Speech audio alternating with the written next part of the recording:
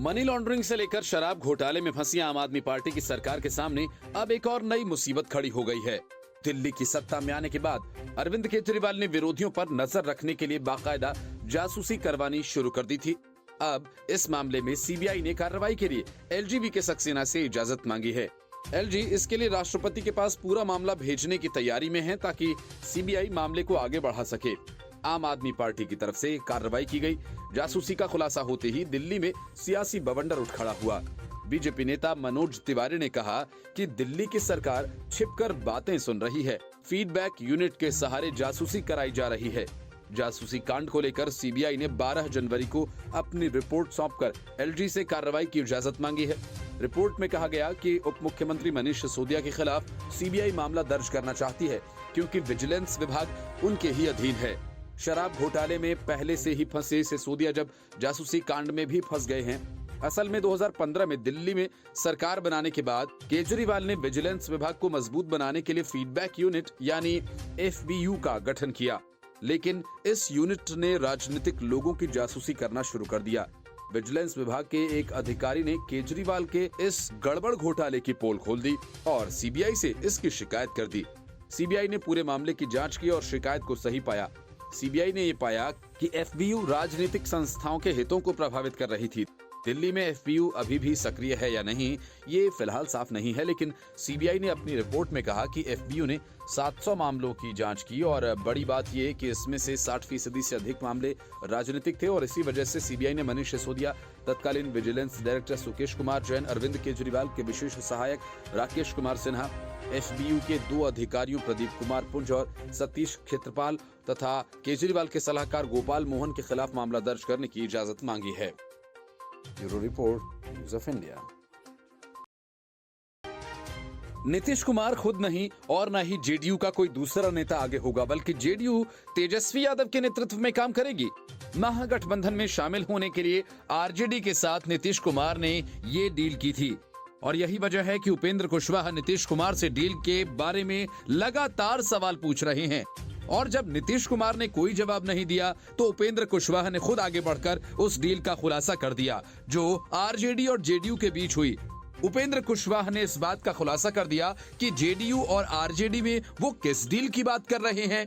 उन्होंने खुलकर नाम भी लिया। कुशवाहा ने कहा कि वो जेडीयू में हैं और पार्टी को मजबूत करने में लगे हैं। उपेंद्र कुशवाहा ने आगे कहा कि वो बार बार आग्रह करते हैं कि अगर मुख्यमंत्री चाहें तो जब कहेंगे वो जाकर बात करने के लिए तैयार हैं। वो कुछ नहीं चाहते हैं, बस पार्टी को मजबूत करना चाहते हैं। कुशवाहा ने कहा कि उनका चेहरा किसी को पसंद हो किसी को ना हो, ये एक व्यक्तिगत मामला है, इससे कोई फर्क पड़ता नहीं है, लेकिन जिस हिसाब से डील हुई है और डील के हिसाब से पार्टी न बढ़े तो क्या होगा। डील के बारे में जिक्र करते हुए कुशवाहा ने कहा कि 2025 के लिए जेडीयू के अंदर से ही किसी का नाम आगे किया जाए, चाहे वह किसी समाज का हो। जेडीयू से नाम रहा तो वे हर तरीके से तैयार हैं और इसी से पार्टी मजबूत होगी, नहीं तो बर्बाद हो जाएगी। उपेंद्र कुशवाहा ने खुलकर तेजस्वी यादव का नाम लिया और कहा कि सीएम कहें कि डील नहीं हुई है और तेजस्वी का नाम आगे नहीं करेंगे। कुशवाहा ने आगे कहा कि 2-4 लोग जो हैं वो मुख्यमंत्री के इधर उधर घूमते रहते हैं, सीएम अपने मन से कुछ नहीं करते। नीतीश कुमार ने बिहार को झंझावात से बाहर निकाला था, नीतीश कुमार ही थे जिनकी काबिलियत के चलते बिहार में बहार आई। अब फिर उसी राह पर बिहार जा रहा है। नीतीश कुमार के मन में भी दर्द है, लेकिन ये काम उनसे करवाया जा रहा है। ऐसे लोगों से घिरकर जो निर्णय ले रहे हैं, इसके चलते गलती हो रही है। नीतीश कुमार अपने दिल की बात सुने। Bureau report, news of India. Rajya Sabha में तल्ख माहौल के बीच रामदास अठावले ने हंसते हंसते राहुल गांधी पर तगड़ा हमला किया, लेकिन माहौल गरमाने की जगह अचानक बसंती हो गया। राष्ट्रपति के अभिभाषण पर चर्चा के दौरान जब बारी रामदास अठावले की आई तो सभापति जगदीप धनखड़ ने मुस्कुराते हुए कहा कि आज मैंने भी शेर व शायरी की है। अठावले ने अपने अंदाज में कविता पढ़ी और राहुल गांधी और कांग्रेस पर निशाना साधा। उन्होंने कहा कि कांग्रेस वालों, जितनी बढ़ानी है उतनी बढ़ाओ दाढ़ी, लेकिन मोदी जी की है बहुत ही मजबूत बॉडी। मोदी जी को मालूम है देश के तमाम लोगों की नाड़ी, फिर कांग्रेस की कैसे चलेगी उनके सामने गाड़ी। मोदी जी हैं खास, इसलिए उनके साथ है रामदास। उन्होंने अप्रत्यक्ष रूप से राहुल गांधी की दाढ़ी पर भी निशाना साधा। भारत जोड़ो यात्रा के दौरान राहुल गांधी की दाढ़ी बढ़ गई। अठावले ने कहा कि राष्ट्रपति जी का अभिभाषण पॉइंट टू पॉइंट था। राष्ट्रपति जी ने दलित, ओबीसी, आदिवासी, अल्पसंख्यक सबकी बात की। मोदी सरकार ने जनरल कैटेगरी के लोगों को 10% आरक्षण देने का निर्णय लिया। कांग्रेस पार्टी ने तो बाबा साहेब अम्बेडकर जी को 2 बार हराया था, उन्हें लोकसभा में आने का मौका नहीं दिया। इस बार शेम शेम के नारे गूंजे, लेकिन बाबा साहेब का 125वां जन्मदिन मोदी जी ने मनाया। वीपी सिंह ने बाबा साहेब का फोटो सेंट्रल हॉल में लगवाया। ये कहते कहते अठावले बोले कि आपने मुझे भी हराया, इसलिए मैं इधर आ गया। अठावले ने आगे कहा कि मैं कांग्रेस वालों और विपक्ष का आभार व्यक्त करता हूं कि वे रोज वेल में आ रहे थे। आगे फिर उन्होंने कहा, राष्ट्रपति जी का अभिभाषण मोदी सरकार के विकास की है गंगा, काहे के लिए लेते हो उनके साथ पंगा। अठावले ने कहा कि आपने दंगा छोड़कर इस चर्चा में भाग लिया, इसलिए विपक्ष का आभार व्यक्त करता हूं। यही आशा व्यक्त करता हूं कि आप उधर रहेंगे और हम इधर ही रहेंगे। सदन में कई बार ठहाके गूंज रहे। Bureau report, news of India. राष्ट्रपति के अभिभाषण पर विपक्ष का जवाब देते हुए पीएम मोदी अपने पुराने अंदाज में दिखाई दिए और राहुल गांधी ही नहीं बल्कि पूरे विपक्ष को जमकर सुनाया। उन्होंने कहा कि कल जब भाषण हो रहा था तब पूरा इकोसिस्टम उछल रहा था। राहुल गांधी की भारत जोड़ो यात्रा की तरफ इशारा करते हुए पीएम मोदी ने कहा, पिछली शताब्दी के उत्तरार्ध में मैं भी जम्मू कश्मीर में यात्रा लेकर गया था और लाल चौक पर तिरंगा फहराने का संकल्प लेकर गया था, लेकिन तब आतंकवादियों ने पोस्टर लगाए थे कि देखते हैं किसने अपनी माँ का दूध पिया है जो लाल चौक पर झंडा फहराता है। उस दिन 24 जनवरी थी। मैंने तक भरी सभा में कहा कि आतंकी कान खोलकर सुन लें, 26 जनवरी को ठीक 11 बजे मैं लाल चौक पहुंचूंगा, बिना सुरक्षा के आऊंगा, बुलेट प्रूफ जैकेट के बिना आऊंगा और फैसला लाल चौक पर होगा। किसने अपनी माँ का दूध पिया है? समय था। पीएम मोदी ने राहुल गांधी को निशाने पर लेते हुए कहा कि कुछ लोग अपने परिवार के लिए बहुत कुछ तबाह करने पर लगे हैं, कुछ लोग अपने परिवार के लिए जी रहे हैं। मोदी तो 140 करोड़ के परिवार के साथ जी रहा है।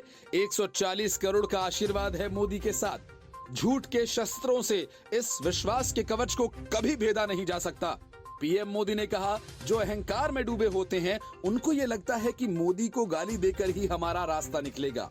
अब 22 साल हो गए हैं, वो गलतफहमी पाल कर बैठे हुए हैं। मोदी पर भरोसा टीवी पर चमकते चेहरों से नहीं बना है। जो देशवासियों का मोदी पर भरोसा है वो इनकी समझ से बहुत ऊपर है। क्या ये झूठे आरोप लगाने वालों पर मुफ्त राशन पाने वाले मेरे देश के 80 करोड़ भारतीय कभी भरोसा करेंगे? नहीं करेंगे। प्रधानमंत्री ने कहा कि मोदी अखबार की सुर्खियों से नहीं बना। झूठे आरोप लगाने वालों पर कोई भरोसा नहीं करेगा। गाली से सुरक्षा कवच नहीं भेद सकते। उन्होंने कहा कि मैंने जीवन खपा दिया है, पल पल खपा दिया। प्रधानमंत्री नरेंद्र मोदी ने विपक्ष पर हमला बोलते हुए कहा कि सत्ता के सपने देखने वाले निराशा में डूबे लोगों को आत्मचिंतन की जरूरत है। उन्होंने कहा कि कल जो यहाँ बैठते थे आज वे यहाँ जाकर भी फेल हुए और देश तेज गति से आगे बढ़ता जा रहा है। पीएम मोदी ने कहा, आज देश डिफेंस सेक्टर में भी एक्सपोर्ट कर रहा है। राहुल गांधी पर नाम लिए बिना ही हमला बोलते हुए उन्होंने कहा कि जो लोग हाल ही में लाल चौक पर तिरंगा फहराकर आए हैं उन्हें ये देखना होगा कि आज आप किस तरह बिना किसी बाधा के घूम फिर सकते हैं। उन्होंने 90 के दशक को याद करते हुए कहा था कि मैं भी गया था लाल चौक पर झंडा फहराने का संकल्प लेकर। तब आतंकियों ने विरोध में पोस्टर्स लगाए थे। तब हमने कहा था हम भी देखते हैं किसने अपनी माँ का दूध पिया है जो हमें रोकेगा। हम बिना बुलेट प्रूफ जैकेट के आएंगे और तिरंगा लहराएंगे। फैसला लाल चौक पर होगा। किसी ने तब कहा था जब गणतंत्र दिवस पर झंडा फहराया जाता है तब आयुध का प्रदर्शन होता है, सलामी दी जाती है। हमने कहा था हम जब तिरंगा फहरा रहे हैं दुश्मन देश का बारूद भी हमें सलामी दे रहा है। उन्होंने कहा कि जो लोग तिरंगे को शांति के लिए खतरा बताते थे वे भी आज तिरंगा यात्रा में शरीक हो रहे हैं। आज श्रीनगर में सिनेमा हॉल चल रहे हैं और हाउसफुल चल रहे हैं। शरद पवार के करीबी एनसीपी नेता प्रफुल्ल पटेल को ईडी ने तगड़ा झटका दे दिया। ईडी ने इकबाल मिर्ची मामले में पूर्व मंत्री प्रफुल्ल पटेल की संपत्तियों की कुर्की की पुष्टि की। कुर्क की गई संपत्ति में प्रफुल्ल पटेल और उनके परिवार से संबंधित वर्ली में सीजे हाउस की प्रमुख संपत्ति में 4 मंजिल शामिल है और इस आदेश के बाद अब प्रफुल्ल पटेल को वर्ली में सीजे हाउस की प्रमुख संपत्ति से इन 4 मंजिलों को खाली करना होगा। ईडी ने कहा कि कुर्की पिछले साल की गई थी और अब न्यायिक प्राधिकरण ने उक्त संपत्तियों की कुर्की की पुष्टि की है। इससे पहले इकबाल मिर्ची परिवार के सदस्यों से संबंधित सीजे हाउस में 2 मंजिला को भी ईडी ने कुर्क किया था। ईडी ने कहा कि कुर्की पिछले साल की गई थी, अब निर्णायक अधिकारी ने उक्त संपत्तियों की कुर्की की पुष्टि की है। इससे पहले इकबाल मिर्ची परिवार के सदस्यों से संबंधित सीजे हाउस में 2 मंजिलों को भी ईडी ने कुर्क किया था। प्रफुल्ल पटेल ने यूपीए सरकार के तहत नागरिक उड्डयन मंत्री और भारी उद्योग और सार्वजनिक उद्यम मंत्री के रूप में कार्य किया। प्रफुल्ल पटेल पर आरोप लगाया गया कि उन्होंने दाऊद इब्राहिम के करीबी इकबाल मिर्ची से प्रॉपर्टी खरीदी थी। ईडी ने आरोप लगाया कि मुंबई के वर्ली में मौजूद सीजे हाउस में इकबाल मिर्ची के साथ समझौता करके प्रफुल्ल पटेल ने प्रॉपर्टी खरीदी। ईडी ने दावा किया था कि साल 2007 में इस प्रॉपर्टी को लेकर समझौता हुआ था। हालांकि प्रफुल्ल पटेल बार बार आरोपों से इनकार करते रहे हैं। मनी लॉन्ड्रिंग से जुड़े इस केस में ईडी पीएमएलए के तहत जांच कर रही है। कोर्ट में चार्जशीट भी दाखिल की जा चुकी है। इससे पहले लॉन्ड्रिंग मामले में कार्रवाई करते हुए जुलाई 2022 में प्रफुल्ल पटेल के मालिकाना हक वाली एक कॉमर्शियल बिल्डिंग की 4 मंजिलों को प्रवर्तन निदेशालय ने अटैच कर दिया था। ईडी ने प्रफुल्ल पटेल पर यह कार्रवाई गैंगस्टर दाऊद इब्राहिम के करीबी सहयोगी इकबाल मिर्ची से जुड़े मनी लॉन्ड्रिंग मामले में लेन-देन के सिलसिले में की थी। एनसीपी नेता के वर्ली स्थित कॉमर्शियल बिल्डिंग पर यह कार्रवाई की गई थी। अक्टूबर 2019 में प्रफुल्ल पटेल से इस मामले में 12 घंटे से अधिक समय तक पूछताछ की गई थी। बिहार में जेडीयू के दो फाड़ होने की पूरी कहानी लिखी जा चुकी है। तारीख और वक्त भी तय किया जा चुका है। जब पार्टी 2 धड़ों में बंट जाएगी, इसके बाद बची हुई नीतीश कुमार की जेडीयू का आरजेडी में विलय होगा या फिर एक बार फिर और पार्टी टूटेगी।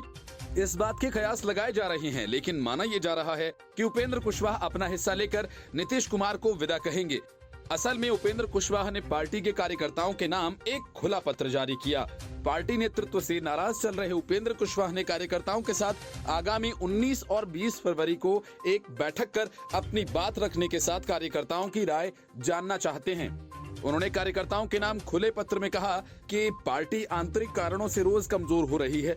उपेंद्र कुशवाहा का यह भी मानना है कि महागठबंधन की सरकार बनने के बाद जेडीयू का जनाधार काफी तेजी से घट रहा है।